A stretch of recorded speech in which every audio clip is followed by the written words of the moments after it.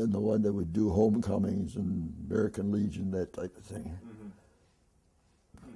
So at some point, tell us about rousting the guys out of the bar, some of the guys that you worked with. So, Well, let's see, there was Dempsey. and so how old were you when this was? Oh, I was in high school. And Freshman, sophomore. And so what was the job? So Well, I worked for my dad, and these guys would work for my dad. And how the system worked was that you didn't pay them every full amount every week, because, of course, you never saw them again until they ran out of money. So you dole it out to them, and they had every night when the carnival would close up, you had a period after you settled up with the committees or whatever. You had a draw period, and the help would come in again, and then they would come to my dad, and my dad would say, "Okay, how much do you need?" They'd say, "Well, I want $5 or $10 or something. I got to buy a pair of shoes or whatever." So my dad would dole it out, and he'd make them sign a receipt for it, so that he would add up how much that he doled out during the week against their weekly rate, and then subtract it. And this would go week after week. And these guys, in effect, my dad was the bank teller for them, and they would build up the little kitty, and then when they thought they had enough money in there, they decided it was time to go on a toot.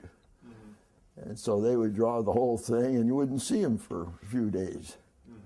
And so then they would be gone 2 or 3 days. And my dad'd say, "Okay, time to go get them." I said, "Okay." So I'd get in the big red Chrysler. That was his car that he had at that time, big old Chrysler. I forget what it was. It was a big one. So I'd get in the car wherever the hell we were. I'd drive down to Detroit. And I'd start at the flop houses. And I'd start going around the different flop houses. So-and-so here, or so-and-so here. "Oh, yeah, we got that bum." I said, what room is he in? Such and such. All right, so I go up there and I rouse them out. And they say, I said, "Come on, you idiot. It's time to get dressed and go to work." So I drag them out by the scruff of their necks and seat of their pants. You're like 16, 17. Yeah, and take them to the restaurant, get them a hot coffee and some breakfast, and then take them out or take them to the carnival, put them to work. They'd be there for another week and then 2, and same thing again. Every few weeks I went through this exercise with these scrum buns. And what were these flops? So what were these flops?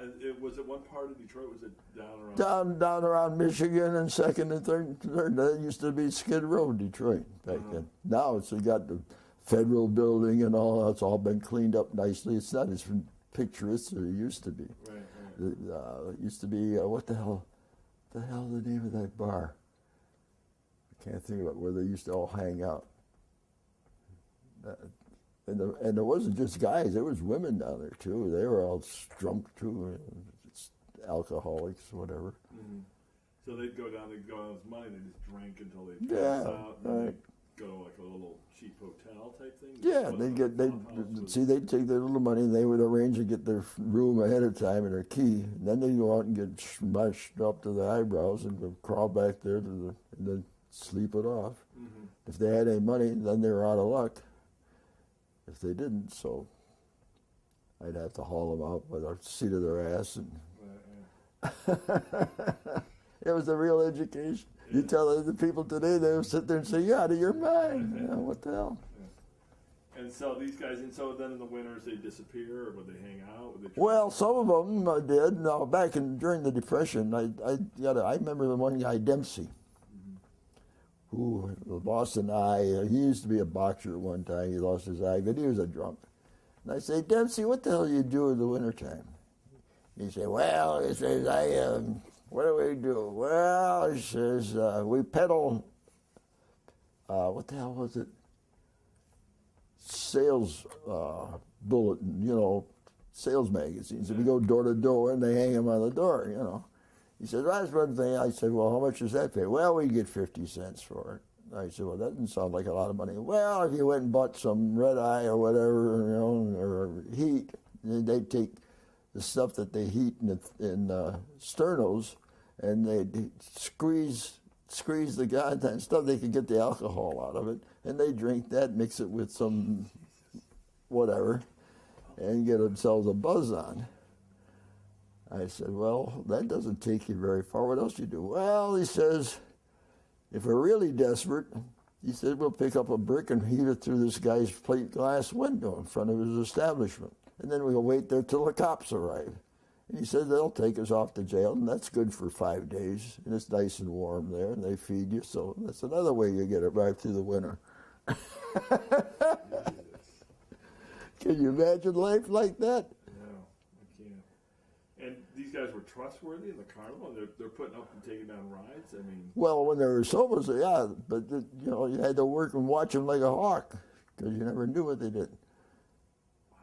Because if they got their snoot in the booze, then you had to jerk them off the job. Wow. So at some point, you start running your own crew, right? I mean, essentially, your dad... Working for my dad, yeah. I mean, he gives you one of these 3 operations. Well, a lot of that was right after I came out of service.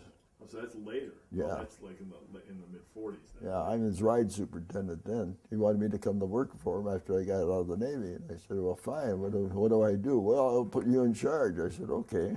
Mm-hmm. Well, that was my dad's word of in charge was that I'm really in charge and you got the title.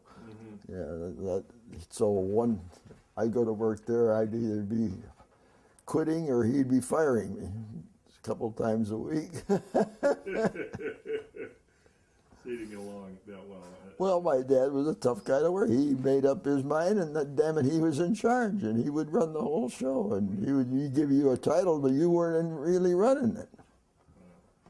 So, but before the war, so now we're talking like late 30s, early 40s, before you enlisted at 17. I think you enlisted at 17. Yeah, 43. And so you're just at this point just putting up rides, taking them down, driving trucks, but beating ass. you weren't really running anything at that point in terms of like if he wouldn't trust you to go and run and set up and. Oh yeah. He'd like when we set me up to Shabona. Yeah. Ferris wheel with Shoopy. Yeah. So tell that story. About well, he just says, "Oh, you take it."